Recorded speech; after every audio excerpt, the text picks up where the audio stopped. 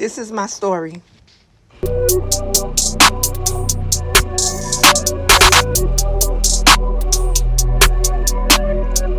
Hey, it's Keisha again. Welcome back to my story podcast. Today, I'm giving another testimony. We're overcomers by the blood of the Lamb and by the word of our testimony. So the one I have today, I hold dear to my heart. Again, it's a privilege and an honor to be able to come on such a large platform and be able to give my testimonies. Hopefully it will free others and allow them to see that they're not in it alone, and that with God you can do all things through Christ which strengthens you. So this first testimony is about when I had started to work out and eat healthier, and I was just trying to get myself together as far as mentally, spiritually, and emotionally. Time I was eating healthier, I was working out, and I was just trying to get myself together. So I had just left the gym, got home, and he immediately told me to go to the backyard.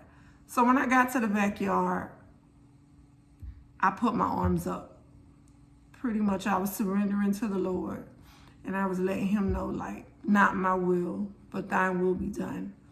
So when I placed my arms up to the air and looked up to God, then there was like sprinkles of rain that came down on my head, and I just got on my knees and I just started to weep and pray to God. So once that was done, I came into the house and I got on my knees. I had a notebook by my bed, and I just decided to write down everything that God was telling me to write down. Many of the things he had me to write down was like things that was heavy and that was causing a burden on my life. So I wrote those things down one by one, and as I was writing them down, I felt a little lighter each time I was writing things down. So eventually my son came into the room, my oldest, sat down, and he looked at me and he said, "Mom, are you okay?"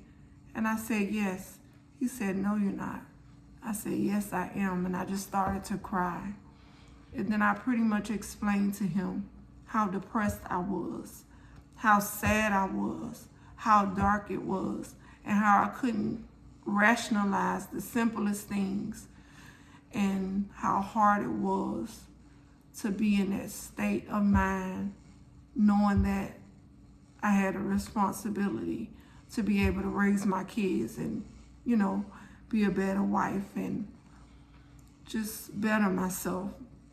So when he said it, I let him know that it was depression that I just came out of, and then he looked at me and he understood me. So when I continued to write down everything, I felt a little better, and then I just immediately felt like God was telling me to give it all to me.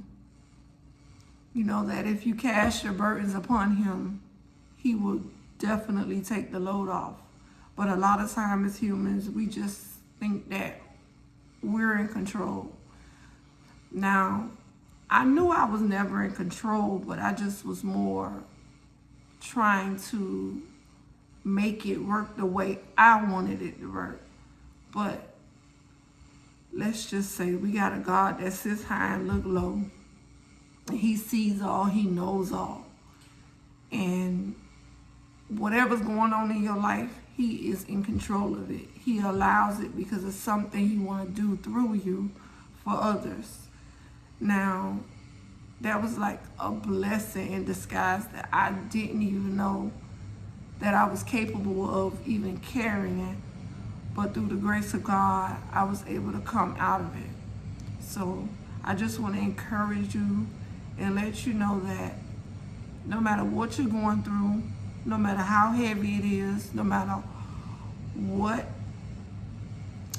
you see or are you around, God is in the midst.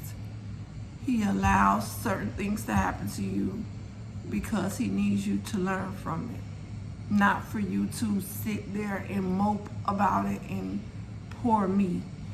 So I just want to give all the honor and all the glory to my God for giving me this opportunity once again to have My Story Podcast coming to you live soon. But right now I'm just recording.